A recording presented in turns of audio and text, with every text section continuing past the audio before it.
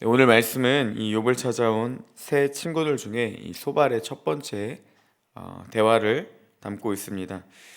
아마도 이 세 친구들 중에 이 소발이 마지막에 말한 것으로 보아서 이들 중에 가장 나이가 어린 사람으로 추측하고 있습니다.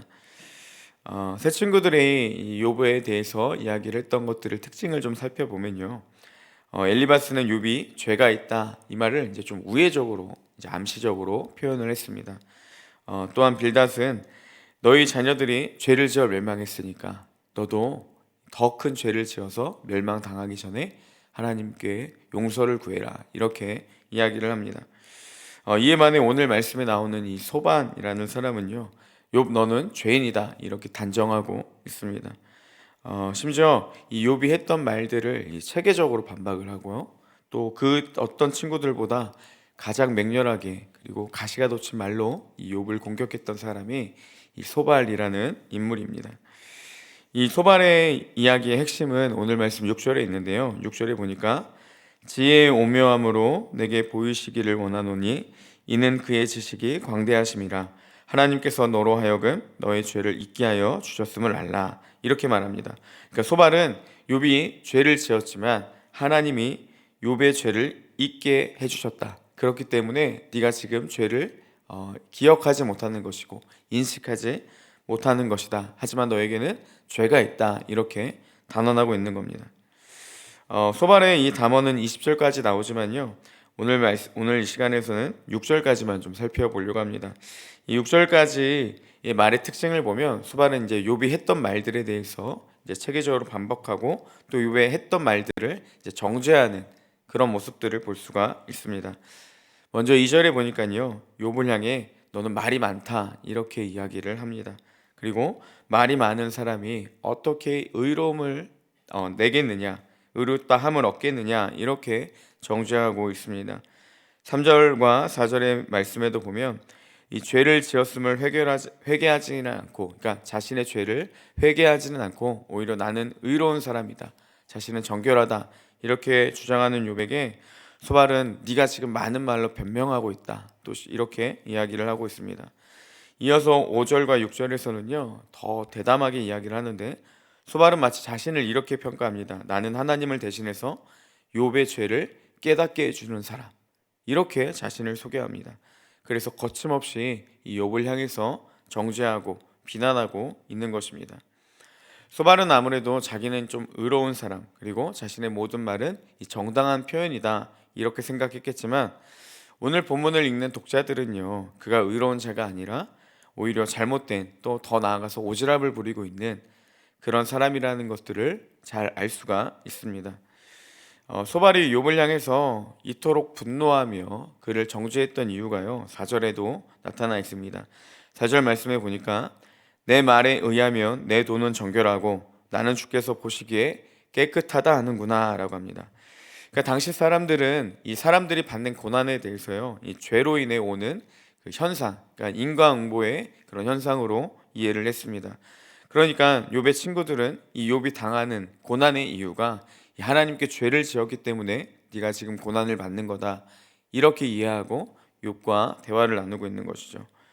오늘 말씀에도 소발도 생각하기는 이 욥의 고난은 그가 죄를 지었기 때문에 온 것인데 누가 봐도 다 그렇게 해석을 하는데 문제는 욥 자신은 자신의 죄를 인정하거나 그리고 하나님 앞에 이 용서를 구하기는커녕 오히려 자기의 죄가 없고 자신은 의로운 자다 끝까지 이렇게 주장하고 있으니까요. 아마 소발은 그를 괘씸한 자, 교만한 자 이렇게 생각을 했을 겁니다. 무엇보다도 이 욥이 하나님 앞에 나는 어떠한 죄도 짓지 않았다 이 말이요. 그러니까 감히 인간이 하나님 앞에 나는 결백하다 이렇게 말하는 그 자체가 무엇보다도 이 소발의 큰 분노를 일으켰다라는 사실입니다. 얼핏 보기에 소발의 주장은 일리가 있어 보입니다. 과연 몇 사람이나 하나님 앞에서 나는 죄가 없는 사람이다. 나는 하나님 앞에 의롭고 깨끗하다. 이렇게 말할 수 있는 사람이 몇이나 되겠습니까? 그런 사람을 보면 이 사람은 굉장히 의로운 자라는 느낌보다는 상당히 교만하다라고 생각을 할 겁니다. 소발은 욥이 그 누구의 말도 듣지 않는 사람, 자신만 의롭다고 자신만 모든 것을 안다고 그렇게 주장하는 교만한 사람으로 생각을 하고 대했습니다. 그래서 심지어 욥을 이렇게 평가하죠. 6절을 제가 세번역 성경으로 한번 읽어드리겠습니다. 6절 하반절인데요. 너는 하나님이 내게 내리시는 벌이 내 죄보다 가볍다는 것을 알아야 한다. 이렇게 이야기합니다. 그러니까 네가 지금 당하는 그 괴로움이 굉장히 큰 괴로움이라고 생각하겠지만 욥아, 너는 네가 지금 당하는 그 고난은 네가 지은 죄에 비하면 아무것도 아니다. 오히려 네가 지은 죄보다 너는 더 약한 벌을 받고 있다. 이렇게 이야기를 하고 있습니다. 극심한 고통 속에서 너무나도 괴로움 가운데 있는 욥을요, 위로해주고 그의 상처를 보듬어 주는 것만으로도 그의 아픔을 이해하고 나누기엔 너무나도 부족한데, 오히려 소발은 욥을 향해 거침없이 이 가시돋은 말들을 하고 있었던 것이죠. 극심한 고통 중에 있는 욥에게는 그의 말이 이 씻을 수 없는 상처와 마음의 아픔으로 남았을 겁니다. 소발은 자신이 정당한 말을 한다고 생각했습니다. 어쩌면 그는 그 자신의 언변을 통해서 욥의 문제와 고난의 그 이유를 알려주고 이 해결 방법을 제시해 줌을 통해서 극심한 고통인 이 욥의 이 모든 상황들이 끝나기를, 하나님 앞에 회개하고 자신의 죄를 인정해서 이 모든 그 고통의 시간들이 끝나기를 바라는 마음으로 이야기를 했을 수도 있습니다. 비록 이렇게 좋은 의도로 시작한 말이라 할지라도 오늘 본문에 나타난 소발의 말에는요, 이런 모습들, 그러니까 욥을 위한다라는 그런 모습들, 태도들이 조금도 나타나 있지 않다라는 사실입니다. 하나님이 욥의 죄를 잊게 하셨기 때문에 하나님이 나를 보내서 욥의 죄를 깨닫게 하신다. 그런 착각 속에서 욥을 거침없이 정죄하고 있었던 것이죠.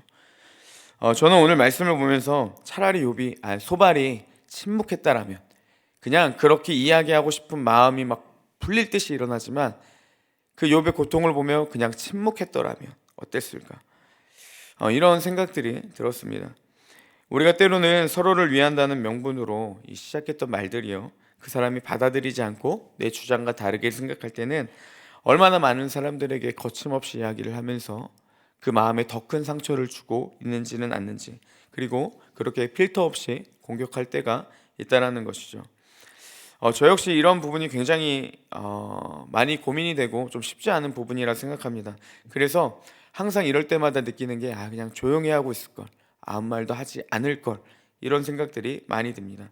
말이라는 게요, 참 다스리기가 쉽지가 않습니다. 오히려 차라리 침묵이 나을 때도 너무나도 많이 있고, 좋은 말로 그것들을 덮으려다가 더 큰 일들만 나타나게 되는 것이 이 말이라는 것 같습니다.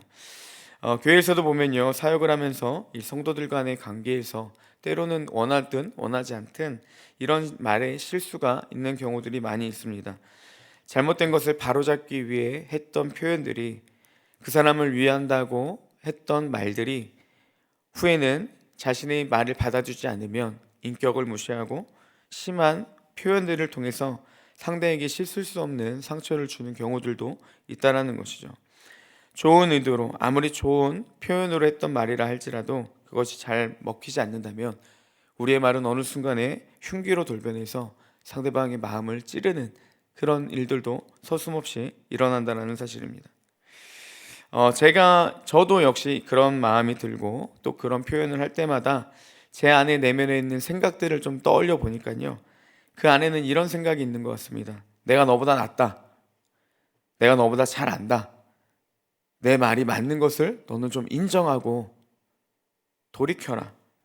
이렇게 상대를 무시하고 상대보다 내가 높다라는 생각들, 그런 교만의 마음이 크게 자리 잡고 있기 때문에 그렇게 거침없이 상대를 모욕하고 인격도 무시한 채 표현하는 말들이 나타나고 있다라는 것이죠. 그럴 때는 차라리 침묵이 나은데요, 문제는 뭐냐면 한번 들어온 교만의 마음은요, 잘 벗어지지가 않는다라는 것입니다. 제가 이런 생각들이 들 때마다 늘 붙잡고 떠올리는 말씀 한 구절 있습니다. 잘 아시는 말씀인데 빌립보서 2장 3절에 보면요, 아무 일에든지 다툼이나 허용으로 하지 말고 오직 겸손한 마음으로 각각 자기보다 남을 낮게 여기고, 이렇게 되어 있습니다. 겸손한 마음으로 각각 자기보다 남을 낮게 여기는 것, 이것이 하나님이 우리에게 요구하시는 태도라는 것이죠.